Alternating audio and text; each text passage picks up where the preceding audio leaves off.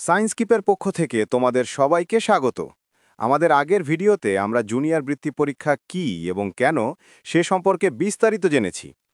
আজ আমরা এর পরবর্তী এবং সবচেয়ে গুরুত্বপূর্ণ ধাপ অর্থাৎ এই পরীক্ষার জন্য আবেদন প্রক্রিয়া, ফর্ম পূরণ এবং ফি জমা দেওয়ার নিয়মাবলী নিয়ে কথা বলবো। আজকের পর্বটি তোমাদের পাশাপাশি তোমাদের অভিভাবক এবং স্কুল কর্তৃপক্ষের জন্যও বিশেষভাবে জরুরি, তাই মনোযোগ দিয়ে শেষ পর্যন্ত শুনবে। আবেদন প্রক্রিয়ার প্রথম ধাপ শুরু হবে মূলত স্কুল থেকে।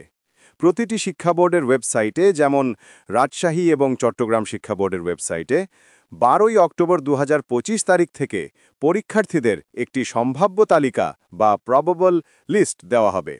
স্কুল কর্তৃপক্ষ এই তালিকাটি ডাউনলোড করে বৃত্তির পরীক্ষার নীতিমালা অনুসারে যোগ্য শিক্ষার্থীদের বাছাই করার মাধ্যমে আবেদন প্রক্রিয়ার প্রথম ধাপ সম্পন্ন করবে। এরপর শুরু হবে অনলাইন ফর্ম পূরণের মূল কার্যক্রম, যাকে বলা হয় ইএফএফ বা ইলেকট্রনিক ফর্ম ফিল আপ। এই ফর্ম পূরণের কাজটি চলবে 13 অক্টোবর 2025 তারিখ থেকে 19 অক্টোবর 2025 তারিখ পর্যন্ত। তোমাদের স্কুল কর্তৃপক্ষকে অবশ্যই 19 অক্টোবরের মধ্যে এই কাজটি শেষ করতে হবে।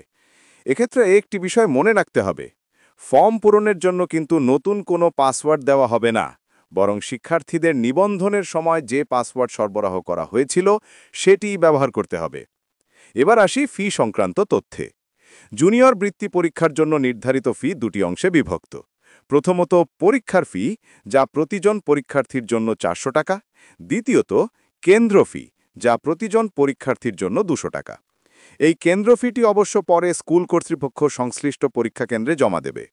ফর্ম পূরণের পর পরীক্ষার ফি বাবদ অর্থ সোনালী ব্যাংকের মাধ্যমে জমা দিতে হবে এবং এই ফি জমা দেওয়ার শেষ তারিখও 19 অক্টোবর 2025 তারিখ। এখানে একটি অত্যন্ত জরুরি বিষয় রয়েছে, বিশেষ করে যারা ইংরেজি ভার্জনে পরীক্ষা দিতে চাও তাদের জন্যে।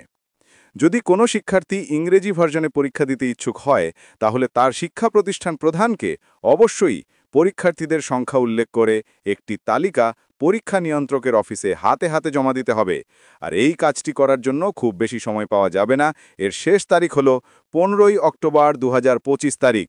এই তারিখের পর আবেদন করলে ইংরেজি ভার্সনে পরীক্ষা দেওয়া সম্ভব হবে না। এই যে পুরো প্রক্রিয়া, এরপরই কিন্তু মূল লড়াই শুরু হবে, আর তা হলো পরীক্ষার প্রস্তুতি। সেই প্রস্তুতির পথকে সহজ করতেই সায়েন্স কিপ চ্যানেল তোমাদের পাশে থাকবে। তোমাদের প্রস্তুতিকে আরও নিখুঁত করতে এবং পরীক্ষার আগেই নিজের অবস্থান যাচাই করে নিতে আমরা আয়োজন করেছি এক্সক্লুসিভ মডেল টেস্টের। এই মডেল টেস্টগুলোতে অংশ নিয়ে তুমি পরীক্ষার আগেই নিজেকে ঝালিয়ে নিতে পারবে। এতে অংশ নিতে ভিডিও ডেসক্রিপশনে দেওয়া আমাদের হোয়াটসঅ্যাপ নম্বরে যোগাযোগ করতে পারো।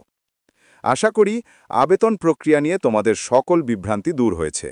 আমাদের পরবর্তী ভিডিওতে আমরা পরীক্ষার রুটিন এবং কেন্দ্র নিয়মাবলী নিয়ে বিস্তারিত আলোচনা করব। সেই পর্যন্ত আমাদের সাথেই থাকো।